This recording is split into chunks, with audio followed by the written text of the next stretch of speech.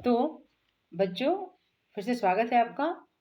हमने पिछले क्लास में पढ़ा था कि दशरथ माझी अपनी पत्नी की व्यथा सुनकर गांव वालों को एकजुट होकर बुलाते हैं और उनसे निवेदन करते हैं कि हम इस पहाड़ को काट के एक रास्ता बनाएंगे, आप सब हमारी मदद कीजिए। उन्हें सबसे यही सुनने को मिला, ऐसा आज तक कभी हुआ है जो होगा। सरकार तो कई बार कोशिश करके थक गई। यदि मुमकिन होता तो सड़क नहीं बन गई होती। तो गांव के लोग क्या बोलते हैं कि ये पॉसिबल नहीं है, ये संभव नहीं है, ये हो ही नहीं सकता और बहुत वर्षों से ये हुआ ही नहीं है। यहाँ पे सरकार तो खुद यहाँ का रास्ता भी बना नहीं पाई है, वो हम क्या कर पाएंगे। बेकार समय बेकार सबका समय और श्रम बर्बाद मत करो। और गांव वाले क्या बोलते हैं, बेवजह का आप सबका समय और उनका मेहनत बर्बाद मत कीजिए और जिस तरह से चल रहा है उसी तरह से चलने दीजिए। हम लोग इसके आदी हो चुके हैं, मतलब हमें इसकी आदत हो चुकी है। दशरथ ने जवाब दिया था, सड़क तो बन के रहेगी और मैं अकेला ही दम लूंगा। तब दशरथ माँ जी क्या बोलते हैं कि जो भी हो, यह सड़क तो बन के रहेगी और इसे मैं करके ही दम लूंगा। दशरथ शाम को खेत से लौटने के बाद जलपान करते ही, जब दशरथ माझी शाम को वापस खेत से लौटते थे तो वो आने के बाद में थोड़ा हल्का फुल्का नाश्ता करने के बाद में गैंती, कुदाल और टोकरी लेकर पहाड़ पर जाने लगे। और वो क्या करने लगे, गैंती, कुदाल जिससे कि मिट्टी काटते हैं और टोकरी लेके वो पहाड़ पे जाने लगे। घंटों अकेले ही चट्टान काटने लगे और बहुत घंटों तक वे अकेले ही उस चट्टान को काटने लगे। गांव वाले जमकर उनकी खिल्ली उड़ाया करते थे और खिल्ली उड़ाना ये एक मुहावरा है। और गांव वाले क्या करते थे, उनका मजाक उड़ाते थे। कुछ लोग उनके पागलपन को कोसते तो कुछ एक उनकी निरर्थक कोशिश को, निरर्थक मतलब बेवजह, बेकार। तो गांव वाले क्या करते थे, उनका मजाक उड़ाते थे।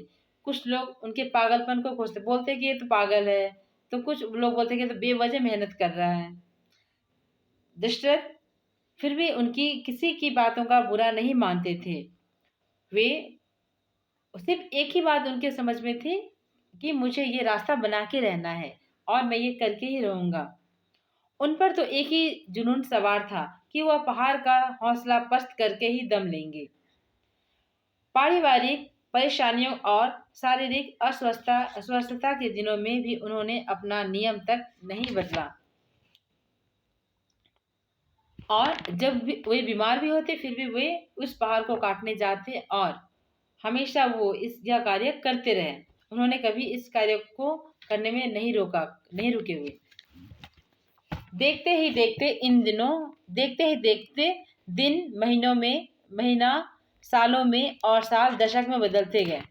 तकरीबन 2 दशक बाद वह दिन भी आखिर आ पहुंचा जब दशरथ माझी ने पहाड़ के बीच से सड़क बनाकर अभूतपूर्व इतिहास रच दिया, वह भी अकेले दम पर उस गांव की। और ये क्या होता है कि जैसे दिन दिन सप्ताह में बीते, सप्ताह महीनों में और महीना सालों में बीते, और इस तरह से बहुत दिनों के बाद वो दिन भी आ जाता है जब वहां पे रास्ता बनकर तैयार हो जाता है, सड़क बन जाता है और उन्होंने एक इतिहास रच दिया।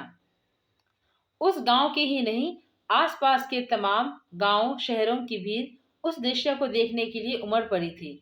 और इस सड़क को देखने के लिए बहुत दूर दूर से, आसपास के लोग, बहुत दूर दूर से भी लोग आते और उस रास्ते को देखते और सब की सब आंखें फाड़े फाड़ कर देखते रह जाते।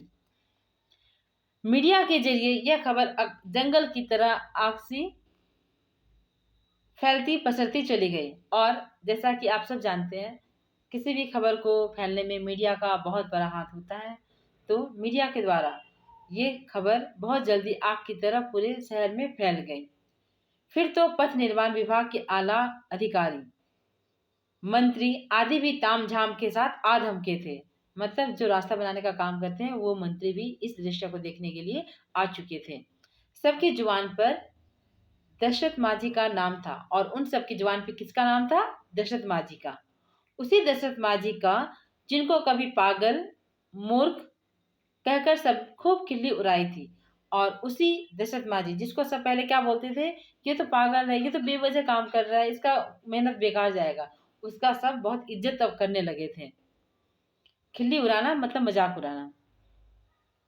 जिसने इस अभियान को अंजाम तक पहुंचाने में जवानी से अधेड़ अवस्था तक की अपनी 20 साल की उम्र खपा दी, और उस रास्ते को बनाने में दशरथ माझी ने अपनी जवानी से लेके अधेड़ अवस्था तक की मतलब बुढ़ापा तक का समय उन्होंने न्यौछावर कर दिया।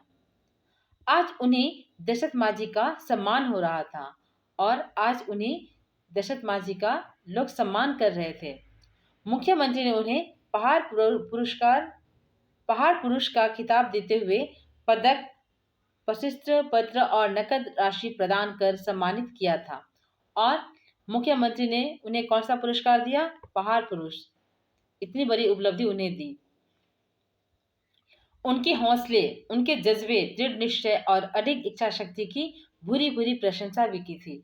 और उन्होंने उनके इस कार्य को बहुत सराहा, बहुत ज्यादा सराहा।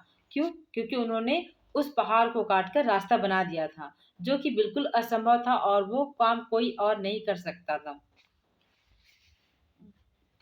समारोह से वापस लौटते हुए दशरथ माझी को ऐसा लग रहा था जैसे गांव का पहाड़ उनके हौसले के सम्मुख शीश झुकाए सैल्यूट कर रहा है। और उस समारोह से वापस लौटते समय दशरथ माझी को ऐसा महसूस हो रहा था कि उनके सामने जो पहाड़ है वो सब विनम्रता से सिर झुकाए उनका अभिनंदन कर रहे हैं, उनका स्वागत कर रहे हैं। तो बच्चों, आशा करती हूँ आपको यह दशरथ माझी की कहानी अवश्य समझ में आई होगी। Bye bye.